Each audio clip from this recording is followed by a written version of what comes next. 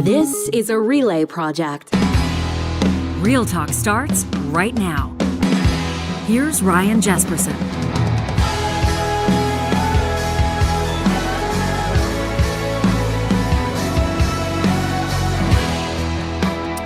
Real Talkers, you have picked a fabulous episode of the show to join us in just a second. Rob Breakenridge, our guest in studio. You're going to go, no, wait a second, not that Rob Breakenridge. That doesn't make sense. It doesn't make sense that Rob Breakenridge, who's on like the Mount Rushmore of Western Canada chorus radio personalities, would be allowed to join Jespo on his independent show because Jespo got fired from chorus. Well, here's the deal. If you haven't seen, though I bet you have, after nearly 30 years, this guy, a celebrated radio host and a well-read columnist, unceremoniously dumped by the company that had employed him for nearly 3 decades. At least that's how I see it. We'll see the words that he chooses as we talk politics, life, and the broadcasting business with Rob Breakenridge in 30 seconds. First, I want to let you know this episode of Real Talk is happening with the support of Alberta's top online real estate school. That's Rello, where better real estate training starts. If you're looking to turn over a new leaf in 2025, you're sick of that boss you're working for. They don't appreciate you. You haven't had a raise in 5 years, and you know that your income potential is capped. Why not help folks buy or sell that perfect property? More and more Albertans are choosing a career in real estate. With the hundreds of thousands of new Albertans moving here every year, it just makes sense. You can invest in your own success by starting at Rello.ca. You'll find all the reasons why it makes perfect sense to start your career with them. They'll help you study for the exam, get licensed, get certified, and start your career off on the right foot. Plus, we want to save you a couple of $100. The promo code Ryan100, all one word, will knock $100 off both the Alberta residential and the Alberta commercial real estate bundles. That's Ryan100, all one word, when you get started at Rello.ca. Well, how cool that my longtime colleague, though we haven't had a chance to hang out for a little while. It's been a few years, Rob Breakenridge, but grateful that you made the trip up the QE2 to join us in Alberta's capital city in the Real Talk studio today. A warm welcome to you. I didn't think this would happen. It's been a while. Yeah, we talked about maybe doing something. I mean, my hands were a little bit tied. I mean, by the way, congrats on, I think, 4-year anniversary. Thank you. That's right. I saw the other day, and it's amazing space in here. So congrats on all the success. And I'm glad we can finally do this. Yeah, well, you and I, we used to fill in for each other. We would guest on each other's shows. We've talked a lot of politics together. And then, of course, I exited, I guess, 4 years and change ago. But I got to be honest, despite the fact that the broadcast industry has been up in the air and mainstream media, so to speak, is in flux and struggling, the business model doesn't appear to be working everywhere, I was still blown away to see that message from you. I think it started, well, after 28 years, they came knocking for me. Yeah, and I mean, it was a situation where I think everyone's kind of bracing, you're sort of waiting for that shoe to drop. I mean, it's tough times right now. People see it. It's not just Chorus, other media companies too. Of course. They're going through it. So you just kind of, you chug along, you try to keep doing what you're doing and hope that it still matters to people. And I think it does. Certainly the reaction I got from people has been pretty encouraging. But there's corporate bottom line decisions that got to be made. And I guess that includes me. Right? Yeah, it always sucks when it's your time. It always sucks when you come calling. Were you expecting it? Like, was it one of those things where you finished your show and they said, hey, pop in here for a quick second, and your stomach kind of dipped a little bit? Not quite. I mean, I finished my show, went home, and it was actually the next morning, got an email about an important meeting, and it's okay. There we go. This is it. So, yeah, it was a little bit of a shock to the system, but I think in the grand scheme of things, where things are going, it wasn't a huge surprise. Where do you think things are going? Boy, that's a good question, isn't it? Mm-hmm. I mean, people see what's going on with Chorus, the speculation about their future or whatever debt they're dealing with, and who knows where that's all going. And I mean, even the big companies like Rogers and Bell that are doing pretty well on the telecom side, the media side's not a pretty picture either. So in the broadcasting world, I don't know where things are going. I mean, the good news is that people still want to be informed. People still want good conversation. I mean, there's so much going on these days, which we'll get into. here this morning. So there's an appetite, there's a demand for it, and I think people are just, let's find it elsewhere, like here, right? Yeah, didn't bring you up here to talk about you getting canned for like an hour, by the way, just so you know. Right. But yeah, of course it is interesting. I look right now, we're just checking here as a live look at Chorus Entertainment stock is at 10 cents. It's like a penny stock. It's down 82.5% year over year. And if you look at its max, I think when I started there, I don't know if you remember what it was at, but I seem to remember it being at like $18. When I was there, it looks like my memory's a little off. It was over 20 when I started. So, now at 10 cents, it's a tough one. But the reason why I'm still sometimes surprised when I see news like you getting let go, and people remember like our colleague Danielle Smith left of her own volition. Yeah. Charles Adler, of course, was cut loose. Like there's all these names, people that have been around for a long time. And in the media business, that's currency, right? Like the amount of time that you invest in a community, the amount of time that it takes for the general public to know your name, to trust your voice. That's something that can't be manufactured. That's something that can't be flown in from somewhere else. And so, you look at when the big dogs get cut loose, I think it's always worth pause. Well, I appreciate you including me in that category. There's some big names there. Yeah, you hope that what you're doing matters, and there's the whole question of it mattering to the audience and it mattering to corporate bosses, right? So look, it stings a little bit. Chorus is still for now in the talk radio business, and they've opted to go in a different direction. Look, you can save money by having host in Toronto, cover off shows in other cities, and so there's corporate bottom lines to think about. And I don't know if people are going to listen to that stuff in Alberta.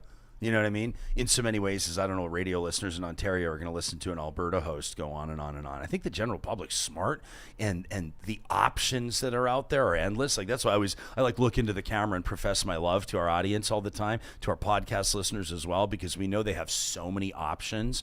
There are so many shows out there. There's so much information, so many live streaming on-demand options.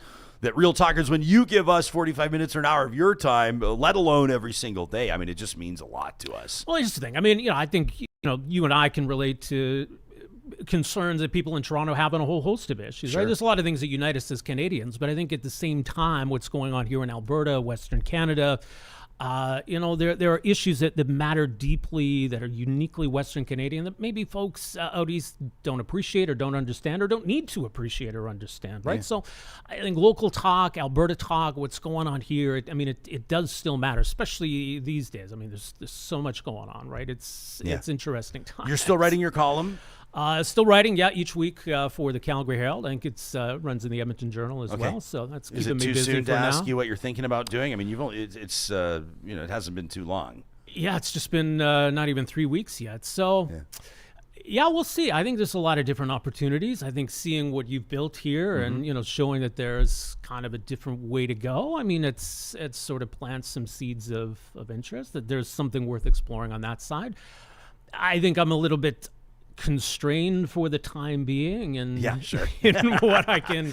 That's legalese. So that's understandable. That comes with the territory. It does. Yeah. But I saw. Look. I had a long tenure at Chorus, and I'm very appreciative of that. I had an opportunity to host a radio talk show that I dreamed of doing. Had an opportunity to do it for a very long time. So I don't want to take anything away from that. There's obviously still great people working there and doing the best they can, and. Yeah, and that kind of tenure gives you got a bit of runway here to kind of figure things out. So. That's the thing that sucks when you get canned from a place and you still care deeply about a lot of the people that are working there. It's one of those things where people sort of expect you to take big shots and big swipes, and I've got more than enough I've been fire through in too my over belly the years, for the right? company. And I've seen good people leave, folks like 100%. Ryan Jespo, Sure. and then you got to come to grips with that and press on. It's tough for the people that got left behind. Yeah, no kidding. How about this from Tony? Tony's checking in live on our Real Talk live chat, powered by Park Power. Says, I didn't agree with a lot of Rob's takes, but I did find that he was fair. Is that the ultimate compliment for a radio host? Yeah, I think it is, right? And you get a lot of that because, when people agree with you, okay, it's easier for them to like you. But I think those comments where I don't always agree with you or really disagree to the uncertain things, but I listened, because I like hearing different perspectives, or I like hearing those challenging conversations. And maybe sometimes, even with someone you disagree with, 80% of the time, you still find some common ground on some other issues. And so, that means a lot. So when you would have got started, this would have been like, I'm sort of like rewinding back the clock 27, 28 years. This would have been almost pre-Ralph Klein, or at least Ralph Klein, sort of at least in his heyday when you started talking politics. How would you gauge how the Alberta political landscape has changed or not? Yeah, it was interesting times back then. So I'd started in news and then kind of worked into talk radio, so right around kind of the turn of the century, as it were, right in the heyday of Ralph Klein. And, in the day of some talk radio giants, right? I mean, this was the Dave Rutherford era, right? And, sort of being able to, and then moving to Calgary, getting to meet him and work with him, fill in for him, learn from him, that was quite something. But yeah, it was interesting because in a lot of ways there were some similarities. I remember the battles between Alberta and Ottawa, but back then, right, it was Klein versus Chrétien, and now it's Kenney and now Smith versus Trudeau. So a lot of these things cycle around, and so I know a lot of that was back then. But yeah, Ralph Klein cast a different kind of shadow on Alberta politics at the time, for sure. What's it been like for you to watch your former colleague, Danielle Smith? I mean, you guys worked in the Calgary radio studios together on an almost daily basis.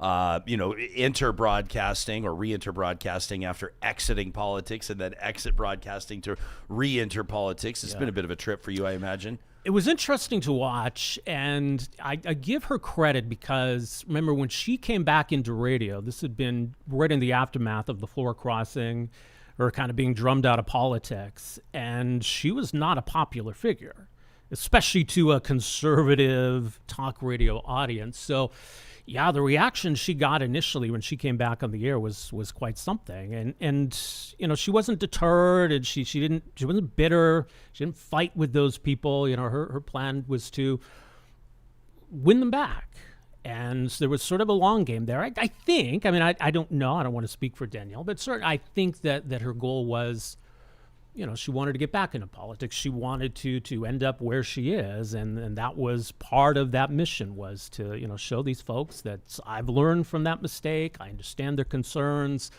I can be a voice for a lot of these issues. And so to watch her over the years kind of go from a lot of those folks really being angry at her and then winning them back over to the point where they were, not just won over. I mean, they were loyal Danielle Smith supporters at the end of it. It was quite something to behold. Yeah. What do you make of the leadership review and the numbers there? You saw Jason Kenney came in. I mean, it was just like an overwhelming election win in 2019, an overwhelming victory. But didn't last long, relatively speaking, and he made no bones about how he felt about it. He felt like, I think his exact words were that the inmates were running the asylum, that the party was kind of being taken over. Right. To this point, and I know things can change quickly, but to this point, Premier Smith doesn't appear to have those same challenges. How would you stack up the two leaders against one another, and what do you think maybe her secret is that he wasn't able to nail down? Yeah, I think that's the big difference, is where Jason Kenney kind of dismissed certain factions of the party. Danielle Smith is warm to them, open to them, or at least willing to show that she hears them. She's listening to their concerns. And I think sometimes maybe that gets her in trouble a little bit, some of the kinds of theories she entertains or doesn't dismiss anyway. But I think it's a signal to a lot of members of her party that she's different. She takes these things seriously. She's not going to dismiss concerns about certain issues that maybe other politicians or folks in the media will. So, and I think she showed that on talk radio too, at least the willingness to entertain certain ideas where, and maybe I've been guilty over the years of just saying, oh, get out of here with that. That's ridiculous. But I think Danielle always took the approach that, okay, well, I want to hear you out, or maybe that's something worth learning more about, even if it might have seemed kind of crackpot. I think, she's got that kind of that sense that maybe it's worth hearing people out on these things. I think that served her well. Right. You've had and I mean, I'm really rewinding the clock here, but you had back in the day, a pretty legitimate liberal opposition in the province of Alberta. You had sort of some promise, or at least some enthusiasm behind the Alberta Party, though it maybe never really caught on. But you had all these different options. Of course, the right split with the Wildrose and the PCs, and now you don't have that. Now it's a completely different landscape where there really are only, with apologies to everybody else, but like there's only two players. There's only two parties.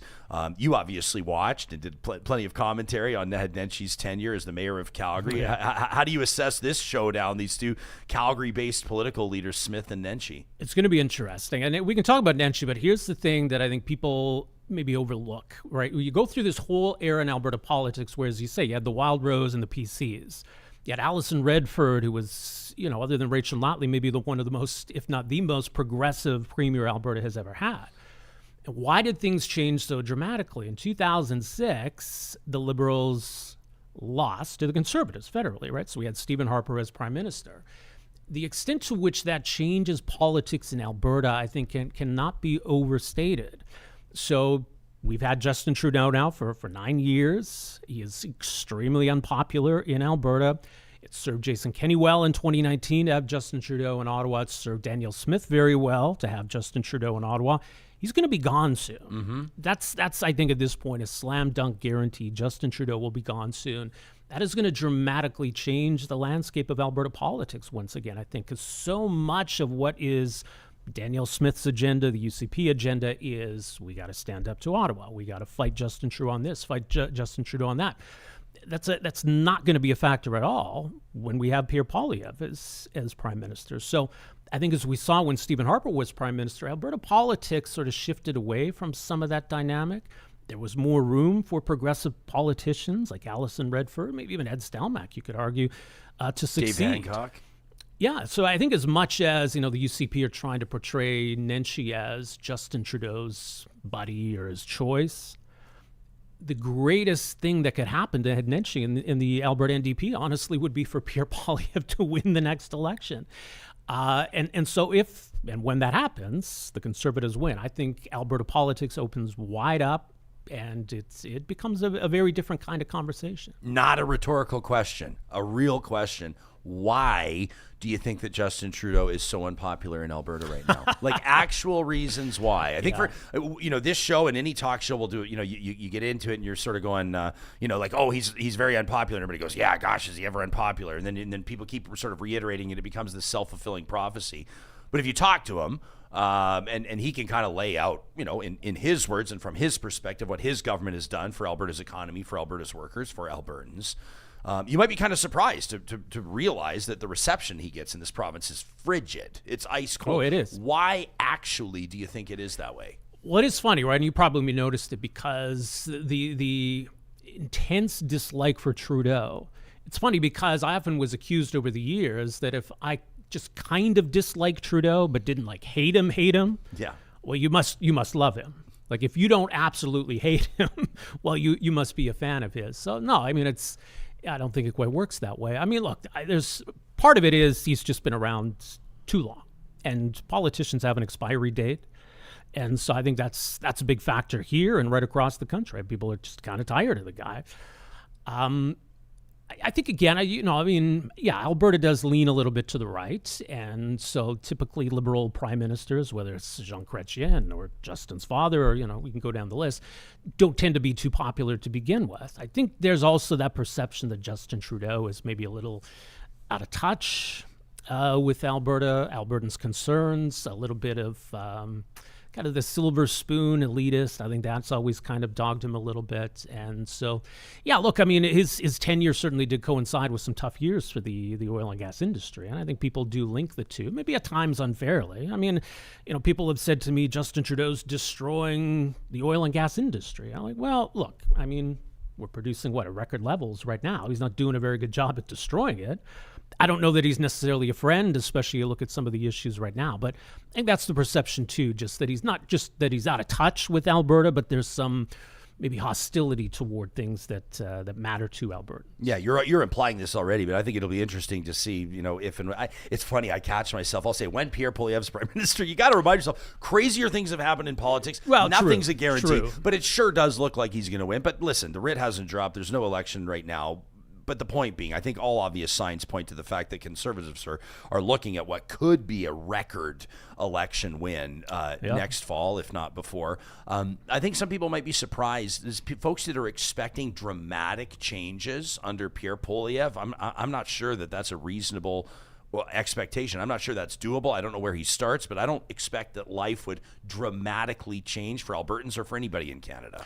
Well, that's the thing. I think, people who really think that, Justin Trudeau's holding them down or he's a big obstacle for why they can't get ahead in life. Yeah, lower your expectations in terms of how much you think your life's actually going to change when we get a change in government. But yeah, I do think, there's some low-hanging fruit for Pierre Poilievre to go after, and I think there's some hope in Alberta that that's going to include things like the net zero electricity grid deadline or the electric vehicles deadline, and certainly the emissions cap is a big one, and I think that will be easy for Pierre Poilievre to walk away from. So at least getting some change on those kinds of policies should be simple enough, and I think that will go a long way in Alberta. And again, I think it gets back to the point where there's no need for a Sovereignty Act. There's no need for big grandstanding if all of that's off the table. So what does the Alberta government focus on in lieu of all of that, especially with concerns still here over cost of living? Auto insurance going up next year on top of everything else. So I think that'll be interesting. And one thing, too, and to circle back, we're talking about the state of the media. I think there's a lot of questions, too, about, look, Pierre Poilievre says he's going to defund the CBC, right? Yeah. I think certainly some kind of big cuts to the CBC are likely. The C11, C18, the Online Streaming Act, the Online News Act, I think those are gone, right? So some of these companies that are hoping for either that government money or that Google money or that Facebook money, that might all be out the window too. So some of the challenges we're seeing in the media, those could be exacerbated pretty quickly once we get, assumingly, a conservative government. What do you make of the defund the CBC? What do you make? What's your take on the value that the CBC provides? What's your conviction of what the CBC's mandate should be? If you were calling the shots, what would it look like? Well, look, I think the CBC still has, certainly on the radio side, a following, an audience. Sure. So obviously they do meet some kind of need or demand or fill some kind of a void. It always seemed to me that, we've got so many underserved communities in Alberta and across the country that maybe once upon a time used to have a TV station or even a radio station. For years, I remember, Red Deer had CKRD, and they had the local Red Deer news at 6 o'clock. Yeah. All of that is ancient history. Red Deer's media scene used to be bonkers. Oh, absolutely. It was when I was in Red Deer in, what would it have been, 03 to 06-ish. I think that was the most competitive media environment I was ever in. Yeah. Ever. And that's gone, right? So I envision the CBC sort of doing something like that. What are these communities that maybe should have some kind of a local newscast or some kind of a local news component, and maybe go into those communities and maybe even at some point become almost like, like the Associated Press or Canadian Press, where, CBC journalists are still generating content, but does it have to be on the CBC, right? And the government talks about trying to help out the, the news industry in this country. Do those stories, do that kind of coverage, even international coverage, and make that content available elsewhere, right? So if it's a true public broadcaster, find different ways of getting that to Canadians. It doesn't have to be that way. Is it up to the federal government to help out the news industry, do you think? Well, that's a whole other philosophical question. Ideally, it shouldn't be, right? I think you get into a situation, and you see it in this industry, and you can kind of understand, okay, these companies are trying to survive, and they're looking to get what they can get or do what they can do.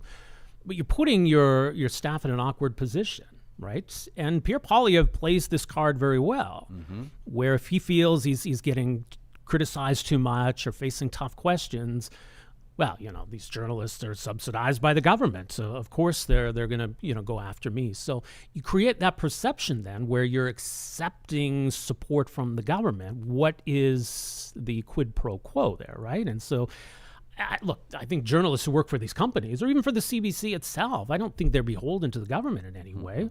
They're honest, capable journalists, but that perception gets created that the government's giving these businesses money. They must be getting something in return. Well, especially when they say $600 million, and then the understanding is, and it's an ill-informed one. You and I would have both been colleagues at the time when that story was really prominent, and you had corporate leaders from our company and other companies at the time trying to get ahead of that and pointing out.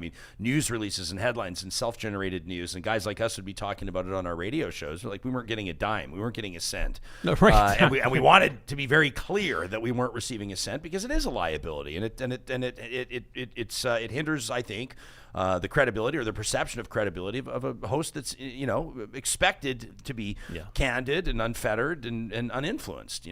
Right. It's like, well, governments spend money all the time, and especially in election campaigns, it's a boon for radio stations and TV stations when everyone's running ads, and governments spend a lot of money on communications these days. They're running ads constantly, and so there's always that trickle down where media outlets do kind of inadvertently or indirectly receive government support, regardless of whether they're direct subsidies. But yeah, the idea of governments bailing out the media, I don't know if Canadians are comfortable with that. All right, I want to just hop into our Real Talk live chat powered by Park Power and just give you a whole bunch of thoughts, and then we're just shooting the shit with Rob Breakenridge. How cool is it as well, by the way, when you get canned, you come over here, you can say shit as much as you want. You can say it's so weird to me. I don't know if I can do it yet. No, it takes a while to get used to it, and the first time you do it, it's.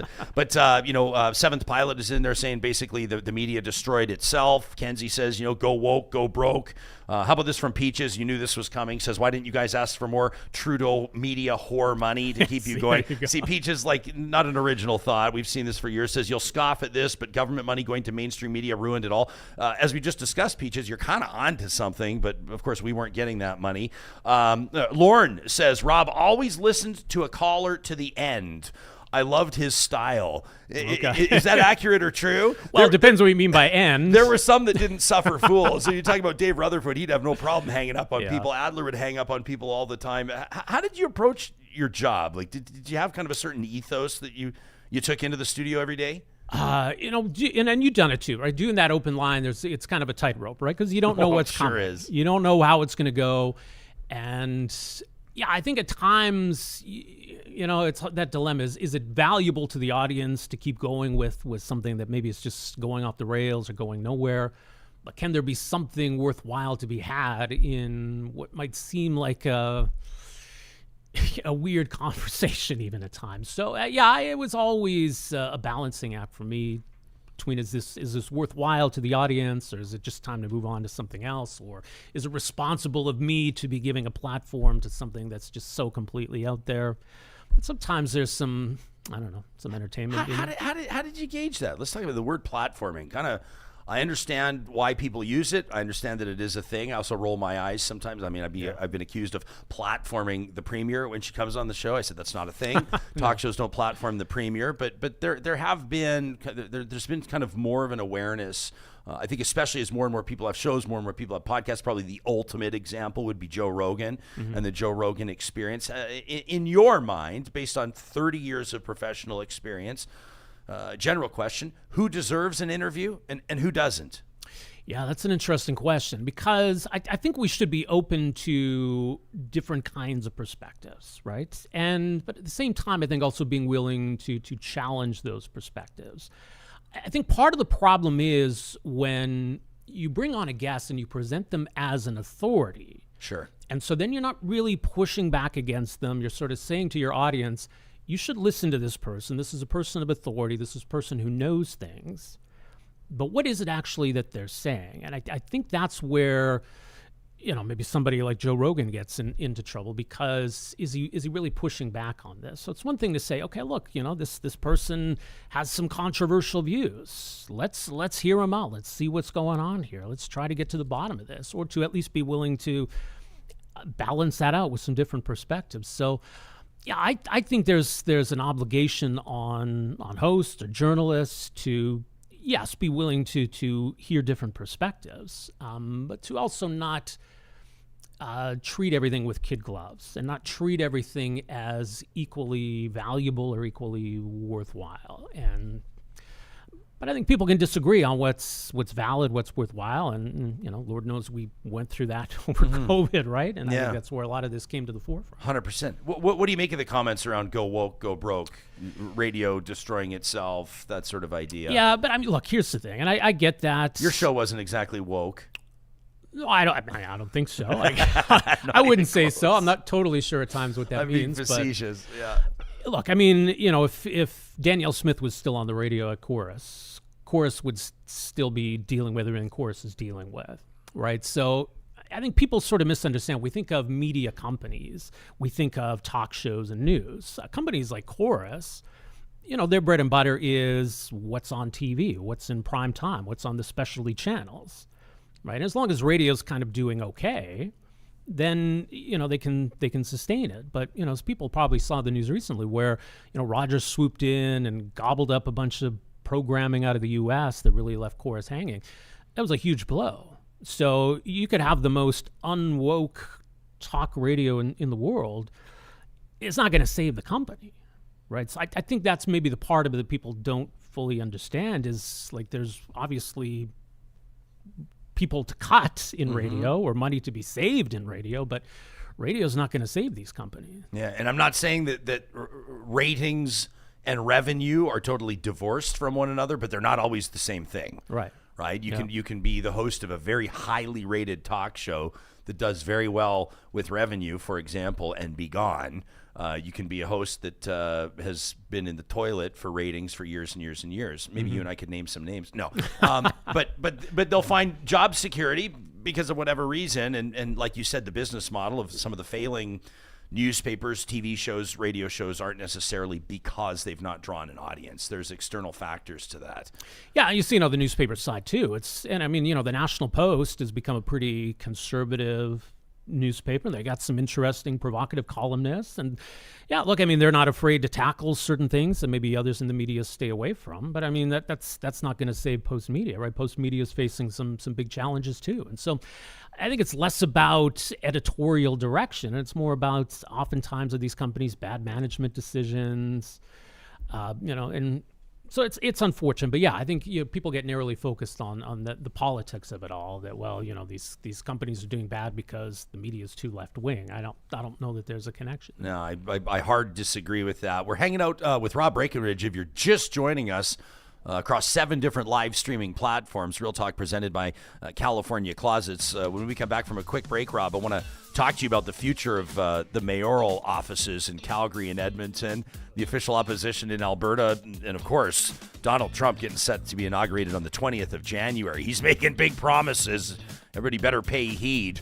California Closets is the best in the business when it comes to custom closets and storage solutions for the entire home. Invite you to make the most of your space with their custom organizational systems. You can check out their website online, californiaclosets.ca. It's where you can browse some of the work they've done, some of the projects, actually kind of step into folks' homes and see what they've done with entryways and mudrooms and second bedrooms doubling as home offices. I love the Murphy beds they do. It's all custom designed to fit your space and your budget. They can work with any budget. You can find out the details and request a free consultation at californiaclosets.ca. Hey, speaking of municipal governance, speaking of budgets, I want to draw your attention to edmontonforeveryone.ca. This is a campaign that's been launched by the thousands and thousands of public sector workers, members of CSU 52, that's Civic Service Union 52. They're encouraging you to get the message out, just like they're trying to do, to budget for the things that matter. They're trying to grab the attention of every city councillor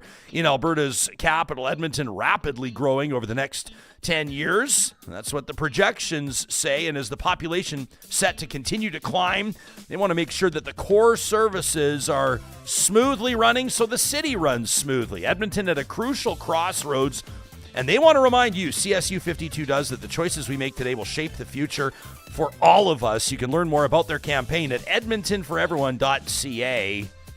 Johnny, have you had a chance to try out one of those Friesen Brothers Satsuma oranges yet, pal? Oh, they're the best. Oh my gosh, Robbie, I don't think we got you one yet when you walked in. We'll make sure we got it. We got a big stack of them in our studio. These Satsuma oranges, like the original oranges, just absolutely fabulous. I guarantee you've not found a more flavor-packed Christmas orange than the Christmas Satsumas. These are the traditional Japanese orange variety, available just for a limited time. They're easy to peel, they're seedless, they're grown in California, and they burst with flavor. Plus, they've got those beautiful, beautiful green leaves on them. They look great on a center table type scenario. You can find them at the 17 different Friesen Brothers locations across the province. Friesen Brothers is Alberta grown and Alberta owned.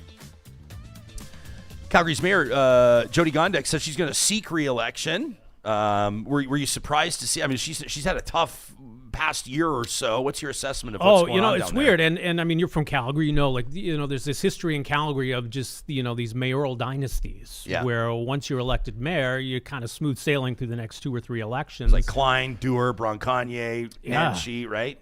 But this has been different. And, I think it coincides with Calgary facing some challenges, economic challenges. And maybe a bit of a backlash, I think, against progressive politicians, and I think too maybe some perception that there's been some missteps on Gondek's part, whether it be around the arena deal, or there was even the big controversy about her boycotting or skipping a menorah lighting, and those kinds of things. So it's all added up to a pretty unpopular mayor, and I think an open question about whether she was going to seek re-election. So I was a little bit surprised to see that she was. Now, in municipal politics, there is a real incumbent's advantage, right? And so I think the challenge now is at least she has that. And even if her support is down to 20 or 25%, if she can campaign strong and tack on a few percentage points, can anybody else overcome that? So the wild card in this election in Calgary and Edmonton are going to be these political parties and how much impact that's going to have. And I mean, in Calgary specifically, and probably true here too, right? Where, can conservatives kind of get behind one candidate, or do these mayors benefit from that split vote, right? So that's going to be the factor. I know Jeremy Farkas ran for mayor last time against Jyoti Gondek. He's looking to jump back in. You think he will? I get the sense that he's definitely leaning in that direction. I think he's spent the last few years kind of doing some soul searching, kind of figuring things out. I know he's had probably some change of hearts on some issues. I think he's a different kind of politician now, so it'll be interesting to watch. So I think he's probably in, but there's probably some others on city council too. So again, does that work in Jyoti Gondek's favor? If it's kind of the incumbent versus everybody else, municipal politics, that tends to work for the incumbent, right? Yeah, she said she will not run with a party. She's going to run as an independent. Yeah. She doesn't think, and she's not the only one saying that she's not convinced that the party system is a good thing at the municipal level. I'll be curious to see how it plays out. There's some upstart parties here. I mean, as is to be expected. It's all new. Everything's new. So there's no brand recognition. Nobody understands the brand colors for anybody or the names. And so I know that people at the grassroots level right now are working really hard to get those wheels turning. But it's going to be here before we know it. I mean, the election in less than a year. Well, it's kind of the funny thing because, the province is arguing that political parties makes it easier for people to know who they're voting for. But if nobody knows what these political parties are, it's not really doing that. I think at the same time, too, I think the UCP was sort of looking at this and saying, how could we help conservatives at the local level? There's always that question, well, why do the federal conservatives sweep Edmonton and Calgary and they come up short in municipal elections, right? Or even in provincial elections, conservatives tend to do much better, at least, than in municipal elections. Well, maybe the difference is political parties. Maybe we put political parties in cities. That will help conservatives get elected. I'm not so sure that it's necessarily going to work out that way. And I think that was one of the driving factors behind the UCP doing this in the first place. Do you? We have here in Edmonton kind of a similar situation. I think that Amarjeet Sohi has maybe suffered a bit of a different public fate than Mayor Gondek, in the sense that Sohi hasn't had like one or two things that have, like the skipping the menorah lighting. We obviously made hay with that one. My take on it was that her staffer should have just told a little white lie and said like she was sick. I don't think that you needed to make it a big thing, whether or not you're exactly. Anyway, but that's like one example of several. The arena deal kind of being there and then collapsing, and then people being under the impression, maybe there's some validity to it, that it fell apart over a pissing contest about a sidewalk or solar panels or whatever it was. But the plastic bag ban, all these things kind of like added up, right? On Real Talk, the day after she was elected, she declared a climate emergency, said that was her number one order of business. I think that's probably one of the reasons why it's one of the most viewed episodes we've ever done, because that landed with a bit of a thud in downtown Calgary. Mayor Sohi in Edmonton, not necessarily that. There's not been like story after story after story, but I just don't think that he's had like a big win. No. I think that when people more look at the legacy of Sohi, and I quite like him personally, this is not a personal shot, but like there's not, if you said like what has characterized the Sohi legacy in Edmonton, I think most people would be hard-pressed to come up with an answer. And so I think that he could be picked off in an election. I think he could be vulnerable in an election. But like you said, also, the incumbent advantage, I think it'd be tough to beat him at the same time. He's beatable, but not just by anybody. No, it's interesting, too. I mean, people... both it cuts both ways. The idea that mayors control everything, and one vote. Well, exactly, right. And I mean, the UCP are using it against Nenshi. Nenshi did this, or Nenshi didn't do that. And I think at the same time, too, I mean, mayors want to claim credit for good things. They say, I did this, or this is part of my legacy. It obviously didn't happen unless you've got other people helping to make it happen. So that's the real challenge for a mayor is what can you actually point to that you did? Or that wouldn't have happened had you not been there. And it speaks to there's a disconnect between the high-profile nature of that job and kind of how we think about the power the premiers or prime ministers have versus the reality of actually being a mayor. It comes with, a nice paycheck and comes with a lot of profile, but not as much power as people think. So it's really tough to carve out a legacy. It's easy enough to screw up on certain things, but it's really tough to carve out a legacy as a mayor. Mm-hmm. Sure is.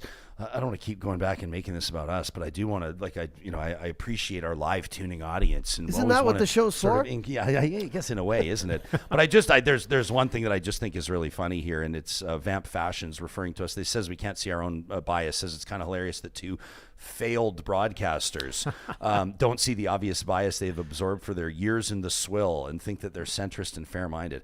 Not to be like a total asshole, but like failure. Your definition of failure, with the beautiful downtown studio, self-employed. Dude, should I start being a real prick, Johnny, or should I maybe just leave that one? You can make it 3. I'm not sure. I was in radio for 10 years. If this right here is failure, I'm happy to fail the rest of my life. This is the best, most freest, highest paying media job I've ever had. So if that's failure, I appreciate you saying that, Johnny. Ytrium says anybody you bring on the show, and see, this is the flawed logic, and I don't think I know Ytrium personally, but I sure appreciate their contribution here to our chat. But it says anyone you bring on the show, you are platforming them. That's how it works. That's not how it works. It's concerning that for 4 years you still can't understand that simple concept. So if we land the biggest interview that I want right now, if we land Donald Trump, or if I get Elon Musk or Joe Rogan in this studio, and Ytrium thinks I am platforming Joe Rogan or platforming Donald Trump by bringing them on the show, I think that that's the breakdown, and that's where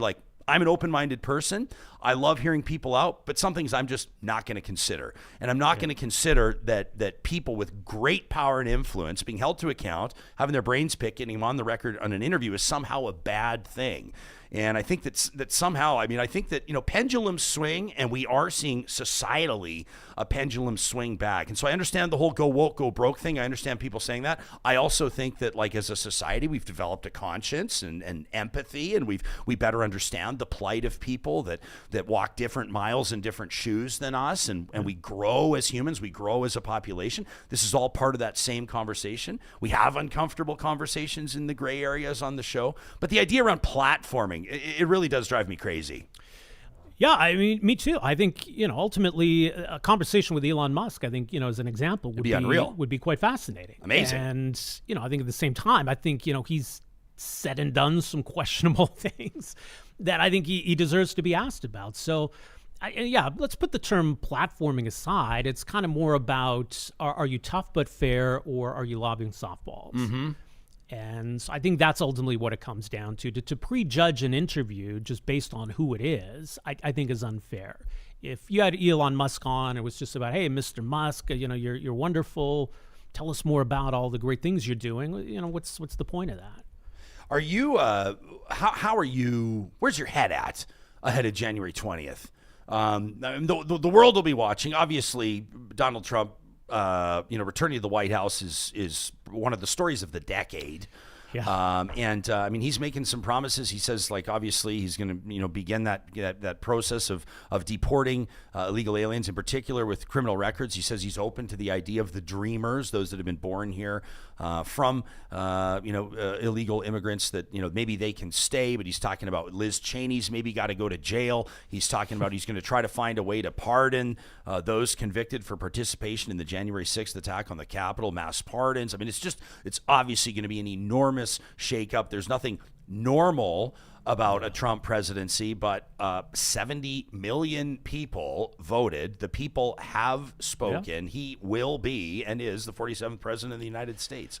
Yeah, there's no taking away from him. I mean, it's funny how people or how Americans are now confident suddenly in their electoral system. I mean, Right. it was a free and fair election 4 years ago, but so was this one, right? I mean, Donald Trump, I think he was seen in 2016 as maybe kind of an accidental president. Right along the way, the Republicans lost the House, lost the Senate, he lost the election. A lot of his endorsed candidates in governor and Senate races were failing. So it seemed like that's where the Donald Trump story was going. It was going to end in failure. But yet here he is. He won that election fair and square. And so it's some vindication for him.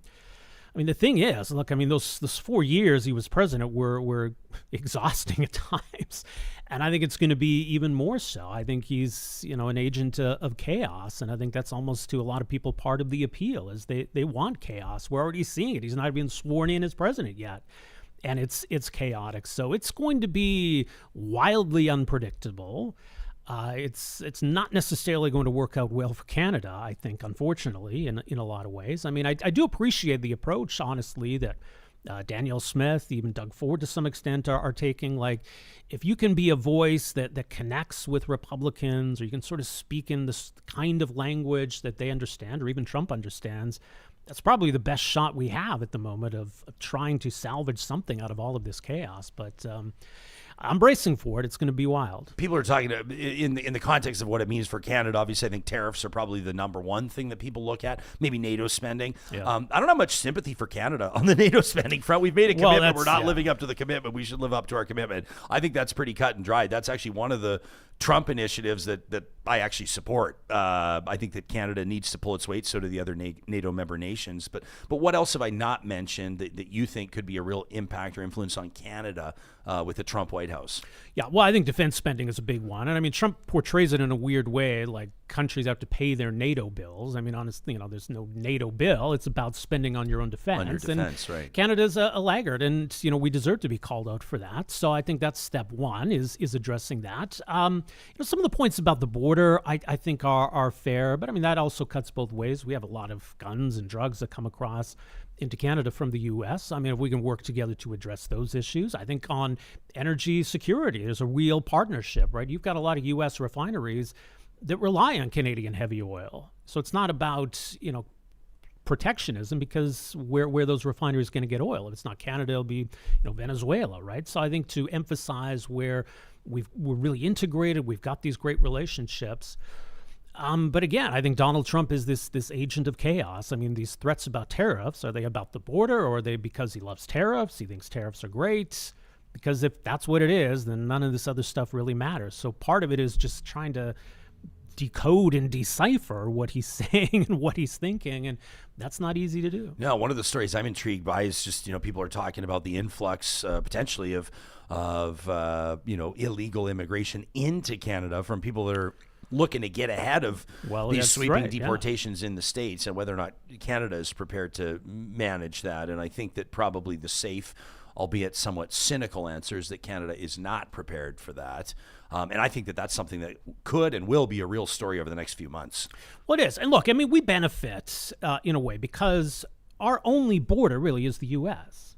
And that's a controlled, well-managed border, right? The U.S. has challenges on its southern border that we don't have, and we don't fully understand or appreciate. So Canada benefits from geographically from our relationship with the U.S., and especially too with the safe third country that even more so benefits Canada in that sense. So I think we need to appreciate what the U.S. is dealing with that we don't have to deal with. But I mean, it is funny because it sort of undercuts Trump's point then. If it's about managing not just the inflow into your country, but the outflow, then the U.S. has a responsibility to stop that influx into Canada. But honestly, does anybody think for a moment that Donald Trump is going to care at all if thousands of migrants are streaming out of the U.S. and into Canada? He's not going to stop that. No, why would he? How do you see the Trump-Poilievre relationship playing out? It'll be interesting. I think it's pretty clear that Donald Trump doesn't like Justin Trudeau, right? And he's a guy who holds a grudge and has not forgotten certain things. So there's an opportunity to start fresh at least. And maybe, if Pierre Poilievre is someone that Donald Trump at least doesn't hate, that's probably, in terms of navigating the next 4 years, a good thing. It's risky for Pierre Poilievre. I mean, there's been no, as far as I can tell, and there's no Donald Trump bounce for Justin Trudeau that I'm seeing. I don't think Donald Trump's gonna save Justin Trudeau's bacon in any way. But it is, I think, a little bit risky for Pierre Poilievre in being seen as too cozy with Donald Trump. Mm-hmm. Pierre Poilievre has talked a lot about, the importance of standing up for Canada, calling out Justin Trudeau for not standing up for Canadian workers, Canadian jobs. Saying that and doing that are two different things. And so, for Pierre Poilievre, I think as we talked about earlier, he's destined for 24 Sussex. But you inherit all of this, a challenging economy, all kinds of chaos to the south, and navigating the Trump years. So it's going to be a tricky balance for him in having a productive relationship, but not too cozy, standing up for Canadian workers, but not too much. I don't envy whoever's in that chair. Yeah, I mean, it'll be interesting to, Poilievre's sort of talking big game, as you do. I mean, he's the federal opposition leader. He has to, he would sort of, he would deal with Trump in a certain way. And I sort of think you would be the first politician, the first federal leader of any nation to kind of like get the best of Donald Trump if you were to do it. There's not exactly anyone that's bullied him in any way, shape, or form. And Poilievre's, to be clear, not using that word. Mm-hmm. But sort of, talking tough, I think, to send a message to Canadians. But when it comes down to it, to see how that would land with Trump in the Oval Office would be an entirely different ball of wax. Yeah, but I think, too, and it gets back to, what I said about Danielle Smith and Doug Ford. And, they're going on Fox News, and they're doing these interviews, and they're sort of speaking in a language that Republicans can understand and appreciate, and maybe even Donald Trump himself. I think if he sees Pierre Poilievre in that same light as someone that he can work with, or someone who gets these issues, or even someone who is seen as, wow, this guy was on Fox News and my supporters seem to like him. Maybe I can work with this guy. I mean, even something as simple as that, I think, can go a long way with this guy. I'm just calling up the Trump "Oh Canada" photo. I think most people have probably seen this. What did you make of this photo that he posted with the Matterhorn #1? This was on December 3rd. He posted this on Truth Social with the message, "Oh Canada." It got people talking. I mean, #1, of course, because the mountain range is not in Canada, although it kind of looks like Mount Assiniboine a little bit. But also talk around Canada as the 51st state. And I think most people kind of scoff at that. But did that get you thinking at all? It's pretty hilarious. I mean, there's no chance that Donald Trump would have been elected president if Canada was the 51st state.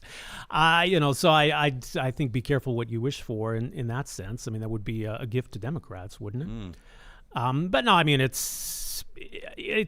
think it's just emblematic of Trump as just kind of this agent of chaos and trolling people and getting a reaction and, poking Justin Trudeau, right? So, yeah, that comes with the territory, but he'll move on to something else pretty quick, I think. Yeah, no kidding. I want to circle back and ask you about Nehead Nenshi. Obviously, you watched him as Calgary's mayor for a long time.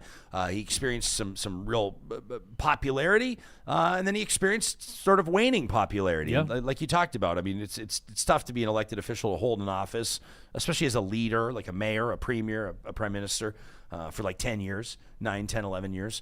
But what do you make of him coming in as a nonpartisan? I mean, now he is, obviously, but he's bringing his purple to the NDP orange and kind of putting his own stamp on the party. He's obviously not an elected member right now, so we don't hear him in the House. But how do you see the Alberta NDP operating differently under Nenshi than they did under Notley? And although we are eons away from an election in Alberta, how do you ultimately see that playing out, those two squaring off, Nenshi and Smith?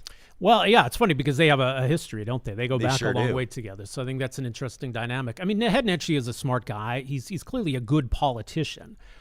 His term as mayor, it's both an advantage and it's some baggage, right? I mean, he's got enormous profile, and we saw how easily he coasted to victory in the NDP leadership race because of that profile. But at the same time, I mean, he was mayor for a long time. And, if he'd tried again for another term as mayor, it might not have gone so well. So I do think by the end of it, Calgarians had kind of tired of him. And there were some controversies along the way, not just about taxes and spending and questionable public art. I mean, even his own conduct, there was the infamous rant to the Uber driver and stuff like that, where he was sort of seen as maybe a little arrogant, perhaps. And that was, I think, one of the criticisms of Nehead Nenshi as mayor. And look, I mean, he went away for a little while, but I don't know if all of that is put behind him. And so I think there's a lot for the UCP to try to latch on to. But again, at the end of the day, as I said earlier, I think, it's so hard to predict what the next election is going to be like because Justin Trudeau won't be there. And so what are the domestic issues that the UCP think work to their strengths? And is there an opportunity for the NDP to capitalize, right? So it's not a coincidence that Rachel Notley won an election when Stephen Harper was prime minister. So I think that dynamic does maybe work to Nenshi's favor. Inflation is still higher in Alberta than it is elsewhere. The whole auto insurance thing is a mess. Healthcare is a bit of a mess. So I think once Trudeau goes away, it sort of exposes, oh, wait, there's these other issues here in Alberta that we got to deal with that maybe the UCP would rather not be at the forefront. And they will be. So I think there's an opportunity. So it sort of becomes, can you portray Nenshi as, this tax and spend bad mayor versus, wait a sec, you guys aren't addressing the issues 100% that affect Albertans, right? Yeah. People can't afford groceries. People can't afford utilities. People can't afford insurance. People can't afford their mortgages. People can't, let alone things like family vacations and the like. And who's the premier while that's happening? Right. And that's what I'm saying, too, is like, when Pierre Poilievre comes in, obviously you got to be reasonable. And here I am saying again when he comes in. But I guess I'm making my prediction. I don't think that's very bold. But you got to give any elected leader time, to be fair. And they will remind you of that. Every elected leader will remind you that they've got a big mess to clean up. It serves their purpose. But folks that are expecting all of a sudden life to become so much more affordable, I think probably have another thing coming. What did you make of Trudeau's tax holiday, the GST holiday, and Poilievre refusing to support it and criticizing it for its complicated nature? But let's dig into the actual political strategy of it. I think it's about more than just saving people the 5% GST through the months of the Christmas holidays. It's about more than that. It is funny. And I mean, I've made a point in a column recently, just kind of the irony that next year when auto insurance goes up in Alberta and other costs are going up, we're not getting a tax cut to the UCP promise. We're not getting any other kind of relief. The only check you're getting is this one from Justin Trudeau. But it's just, it's so sad and desperate, honestly. I mean, just trying to figure out what falls under this GST exemption and what doesn't, and some of the complicating, well, if it's this, but it's that, or it's sold this way and not that way. So yeah, it's a bit of a logistical nightmare, I think, for a lot of retailers. And does it shift spending into these few weeks? I mean, so it's funny too because I mean, Pierre Poilievre had suggested a few months ago, well, let's pause the carbon tax for the summer, give people a break, and the Liberals, oh, that's a stupid idea. Why would we do that?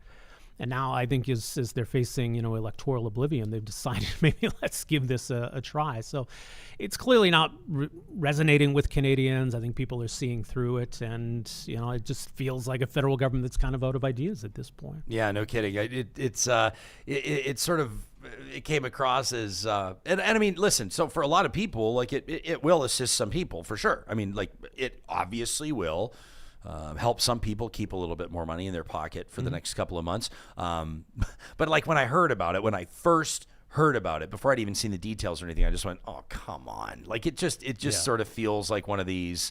We joked about the Ralph bucks on the show. Everybody remembers. Do you remember what you spent your $400 on? Do you remember what you spent your Ralph bucks on? I'm sure I frittered it away pretty quickly. Yeah.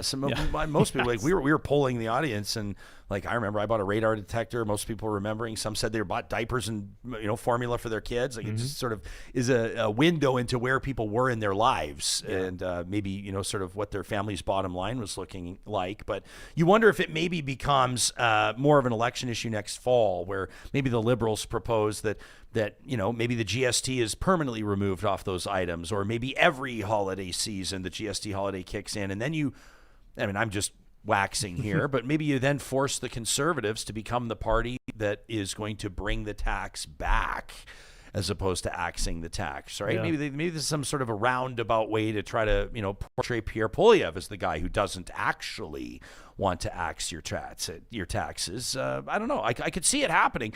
I just feel like it's a bit of a Hail Mary. It feels too little too late, and I don't think it's enough. Like, I just think that I think that the Liberal brand and the Trudeau brand of the Trudeau Liberals is, I think, damaged beyond repair. And I think unless you were to find something like, Polyev gets busted like Robert Kraft in a massage parlor or something. You know what I mean? Like something that is so scandalous. A DUI crash that kills 2 people and like his political career is up in smoke. Then maybe something happens to save the Liberal tenure. But I just can't see it happening, and I don't think that a GST holiday is enough to do it. No, it's not. And I mean, look, Pierre Poilievre's been around long enough now as leader that the Canadians have a good idea of who he is. So clearly they're not turned off by him.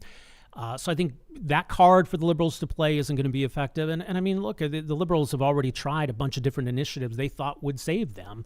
The pharmacare or the dental care, these kinds of things. And clearly that's landed with a thud. Not that people necessarily dislike those programs. They're just kind of done with this government and done with this guy. Ultimately, if the Liberals did change leaders, that could be a bit of a wild card factor. But otherwise, I think it's pretty baked in at this point. Yeah, no kidding. Were you paying attention at all? I'm putting you on the spot a little bit, but the developments over the weekend, Bashar al-Assad out in Syria, and I mean, it's wild. Experts are saying that cabinet's still functioning there. They're saying that a lot of Syrians who'd fled the country are they're noticing in big numbers returning back, hoping for peace, hoping that the Syria's a bright future starts today. Keep in mind, what was it, 3 or 4 years ago, Syria welcomed more refugees than any other country on planet Earth. Unbelievable. And then to see the challenges that country has encountered. But this is a pretty significant story here. The ousting of al-Assad. Is that when you were paying attention to it all? It's fascinating, and just how fast it happened. I mean, it is kind of funny that, indirectly, this is a big embarrassment for Vladimir Putin in Russia, who'd supported the Assad regime. And, Putin was supposed to take Kiev in 3 days. And as it turns out, the rebels managed to take Damascus in 3 days. And that's kind of how you do it, I guess. But it's such an enormous upheaval. I mean, the Ba'athist regime of Assad in Syria has just been atrocious. And so a deserved fall for Assad. But I think, there's some unpredictability now as to what happens in Syria, what happens in the region. But you just think about everything that's happened over the last year with the terrorist attack on Israel, the Hamas-Israel war, then Hezbollah and Iran getting involved, and now Hamas decimated, Hezbollah decimated, Iran's kind of humiliated and weakened, and now the regime in Syria has fallen.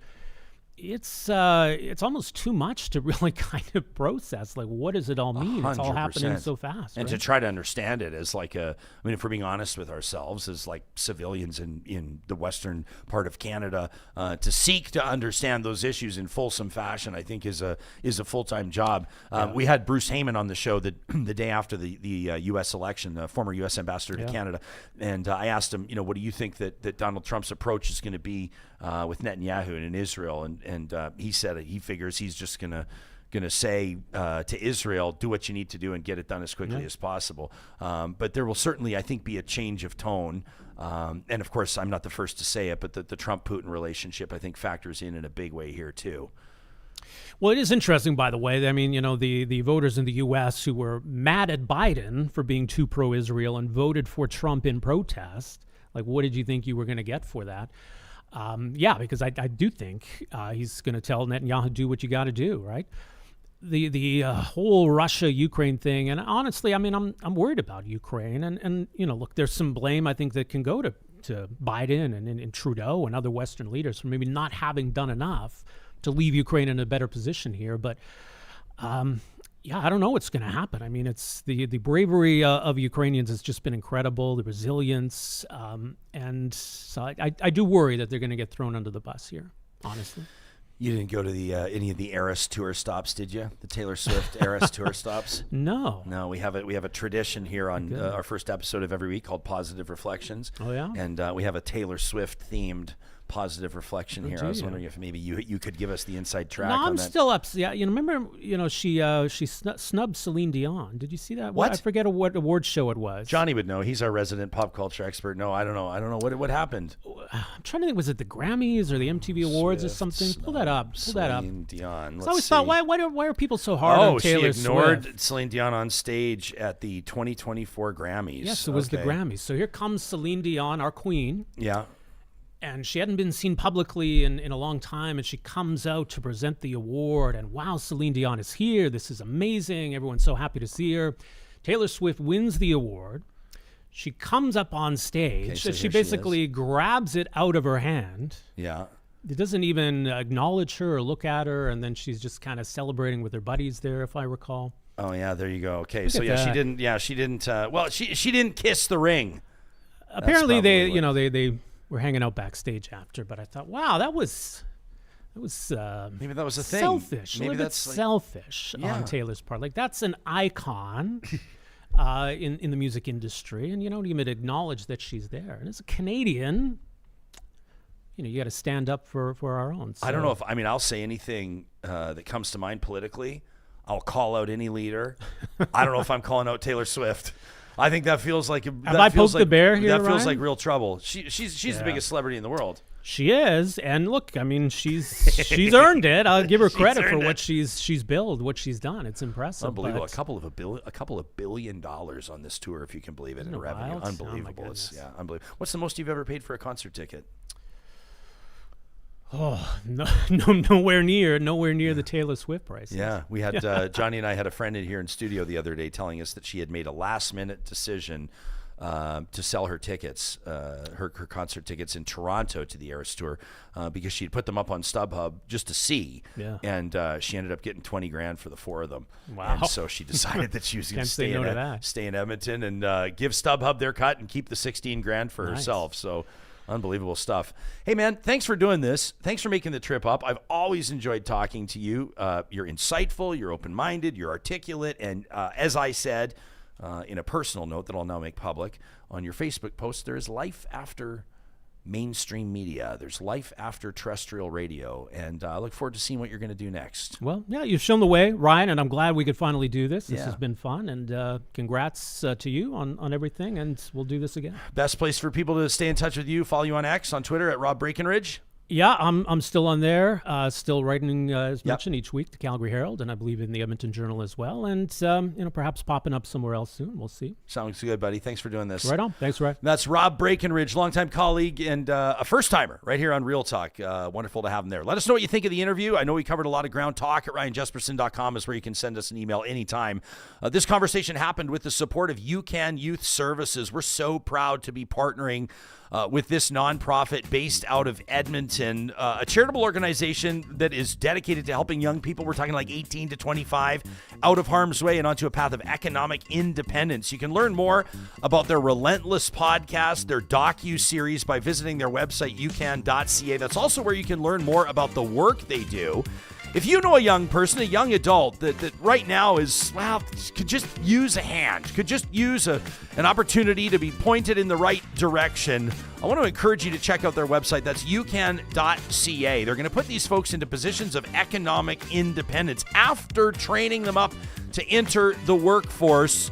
This also means, of course, that UCAN has wonderful partnerships with industry. If you're an employer that oftentimes is looking for qualified, talented, ambitious young people that are driven, people that are looking for opportunities, why not partner with UCAN? You can follow the contact link on their website. That's ucan.ca. Complete Care Restoration is the best in the business when it comes to restoring properties and rebuilding peace of mind. Look no further than the fact that you'll find their team members deployed right now in communities across this part of the country that have been impacted by natural disaster. We're talking wildfire, flooding. It could be something a little more personal to your location. Asbestos, black mold, sewer backups, whatever it is, they do it. And they'll deal directly with your insurance company so you don't have to deal with it. How good does that sound? You can find them online 24/7 at completecarerestoration.ca. And we talk a lot this time of year about turning over a new leaf, about New Year's resolutions, about getting a new year. 2025 started off on the right foot. For you, that could start with a 2-minute visit to athabascau.ca. That's where you'll find more about the AU Advantage. Athabasca University, Canada's open university with world-class accredited online degrees and courses designed so you can move forward and get your studies completed at the pace that works for you. They're driven by a strong commitment to empower learners worldwide, and that's why they embrace accessibility and flexibility more than anybody else.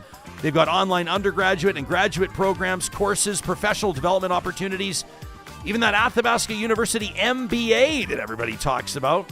Learn more about that AU Advantage by visiting athabascau.ca. I want to just say a huge thanks to Super Chat Ken for throwing $5 into our YouTube super chat. He says, I felt I better give Jespo some money for a sandwich, as he won't be able to afford a good meal being a failed broadcaster and all. Super chat, Ken, I really appreciate that. Buddy, we got more cold beers here with your name on it than you would believe. But always neat to talk to somebody like Rob Breakenridge, who's seen it all, man. That guy's seen something like 7 premieres or something through his 10 years as talk show host. And obviously, I think when you listen to him talk, you understand why he had built such a solid audience. Oh, people love him. I want to shout out Jody on TikTok, who was like, I miss your voice already, Rob. It's true. Cool. As soon as he came in here and cracked the mic, I'm like, man, that some people, and I actually think, and I don't want to say the guy who potentially took his spot, but we all know Ben Maroney has a show on the radio now, and it's across Canada. But he just had such a distinct voice Rob had. And the other day I turned on the radio and he wasn't there. And I was like, what the fuck is going on? That's a weird to get used to, because right? I do tune into a few voices that I love. I listen to the Oilers on the radio when I'm driving, or I listen to people I like. And just when I heard him in here today, I'm like, this is not the end of his story. He has such a distinct voice, such great opinions. He's got his finger on the pulse of everything, politics, pop culture, everything. So this isn't the end for Rob. No, not at all. And yeah, it's kind of neat. I mean, you get to that stage. You and I were, I think, here together. I think I saw he had been canned. When you and I were sitting here together, and I went, geez. And on one hand, it's like, and I'm sure there's other industries like this.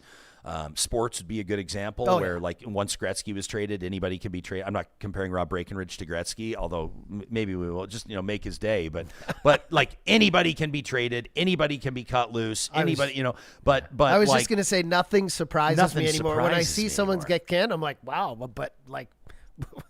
That's just the landscape nowadays. I mean, we were just talking about news, and a lot of our chatters are like, well, it's woke, go broke. Fox News is up in ratings. But, like, do some research. Look at viewership over time in the U.S. when you're talking about CBS, NBC, ABC, CNN, MSNBC, Fox News, all the big ones, right? Yeah. Fox was never really huge. ABC, CBS, NBC owned with like over 9 million viewership for so long. And I always look at viewership. I don't look at ratings, because ratings can always go up and down. Like, Fox was great. Then they lost Tucker. They went down. Then Trump got elected. They went up. Then they went down after, Biden came president. But if you look at viewership over time, just last 10 years, yes, Fox is up. Way up. But compared to 10 years ago, it's not that high up. Right. It's the viewership in total people who are watching is nowhere near the amount of people who are out there consuming media. So I think just in general, yes, MSNBC, CNN, they're all down more than Fox, but all news is down because people want exactly what they want when they want it. And to find that, they go to instant gratification, YouTube, podcasts, news sites that they know are going to give them immediate stuff that goes the way of their opinion. And that's just the way it is. Well, and that's why we're now available on 7 different live streaming platforms, because we know that, some people, I ran into somebody this weekend, CEO of an organization here in Edmonton, a prominent one downtown. She says, you know what I love? She says, I love that Real Talk is meeting me where I'm at. I said, where do you watch us? She says, I watch you every day on LinkedIn. Beauty. There's people watching us on TikTok, on Instagram. And that's what we wanted to do. People's habits are changing, and we're going to meet you where you're at. So, and can I say one thing? You were mentioning Rogan a lot in that interview. He's been dethroned. No longer the #1 podcast in America. Oh, what's #1? And now belongs to, get this. Call Her Daddy? No, Call Her Daddy's number 10. But I look every day because I'm like, things are a constant flux right now because people's opinions are changing, and so many more people are consuming instant gratification media, like I call it, things where you can press a button and it goes. YouTube, podcasts, Spotify, whatever, Apple Podcast. It's Jason Kelsey's wife. Oh, wow. Kylie Kelsey. Wow. Her podcast has now become the #1 podcast in USA, which pretty much means that North can America. change every week, but sure, that's interesting. But to we're know. talking about Go Woke, Go Broke. She's someone who shared Taylor Swift's post about basically, saying in the election, saying Kamala Harris, no Trump kind of thing. So people's opinions change. Things go up and down. The #1 thing here that I think is important to remember is that, and it's sad, but mainstream media, no matter whether it's left or right, is just it's in decline. That's just how it is. Alberta Girl's wondering, does LinkedIn generate income for streaming there? The short answer is no, but we appreciate everybody that supports our sponsors, our partners that supports us on Patreon. We have our Real Talk Patreon Zoom Christmas party coming up in just a little bit. We're going to be sending out an email on that this week, and a lot of fun. We appreciate those of you that support the show in whichever way you do. And that includes our friends at Kuby Renewable Energy. The first episode of every week, they give us an opportunity to focus on the positives, the silver linings. Kuby Renewable Energy, the driving force behind positive reflections. This is our chance to take a look at the good news stories, the stories that make us smile. And we love this one from Kiki. Kiki, thank you for this, reminding us that the Eras Tour, spanning 20 months, 5 continents, 21 countries, 50 cities, 517 hours of live performance by Taylor Swift, the most successful pop music concert tour in history, the first tour to surpass $1 billion in total gross, the highest grossing tour of all time. It didn't even hit the halfway mark, John. The tour is projected to gross $2.2 billion before the end of the final performance, pumping hundreds of millions of dollars into local economies of every city it visited. Did you see this? Toronto estimating their local economy saw an injection of $282 million from this tour. Ooh. A godsend for local food banks, thanks to Taylor Swift's generosity. Plus, that Eras Tour concert film grossing a quarter billion worldwide, $261 million, making it the highest grossing concert film of all time. Kiki says, now, while all these stats are impressive on their own, the cultural impact of this tour is even more impressive. It became a worldwide celebration of girlhood. She says it was the place where all the glitter and the sequins and friendship bracelets and pretty outfits that we don't get to wear too often all became something that helped us fit in. A celebration of sisterhood, she said, love and joy, where all women felt safe, where strangers became lifelong friends, where more marriage proposals than can be accurately counted took place, inspired by Taylor Swift's song Love Story. Love and acceptance, an unstoppable force of joy. Kiki says when the Vienna shows were canceled due to terrorist threats, Taylor Swift said, okay, we'll just have massive sing-alongs in the streets, and they did. When the fans couldn't get tickets to sold-out shows in Munich, 50,000 climbed a mountain to watch the concert from the side of a hill, together. When it poured in Massachusetts, Swift swept the rain puddles off her piano, and the show went on. When the heat in Argentina was unbearable, she panted with her back to the crowd, then turned around, smiled, and the show went on. Kiki says there's no way of explaining to those determined to hate what this tour has meant for so many people around the globe, nor why Swifties will be dealing with very real grief after the tour's finale. She says, we'll tell our children and grandchildren how the crowds went wild, how she made us shine. Long live all the magic she made. That from Kiki. John, are you going to regret not having a chance to go to the Taylor Swift Eras Tour? No, I won't, but, I would have accepted a ticket. Let her live her life. I agree. This is pretty cool stuff, though. $2.2 billion. Hey, you're bringing people joy. It's amazing. Great. It's great. Love it. That's the whole purpose of Positive Reflections, is to put a smile on your face and remind you that there's always something to focus on, the positives, presented by our friends at Kuby Renewable Energy. The show goes on tomorrow as well, friends. I want to encourage you to join us either live at 8:30 Mountain, 10:30 Eastern, or later on demand. We're going to be talking about big tobacco, a class action suit. What does the future of tobacco legislation look like in Canada? Could my pal Retta be right? Could ciggies one day be outlawed in the country? Plus, more to come on the international news front. We're following the stories as they develop, just like you are. Send us your thoughts anytime to talk@ryanjesperson.com and make it a great day. Thanks for what you do to support Real Talk.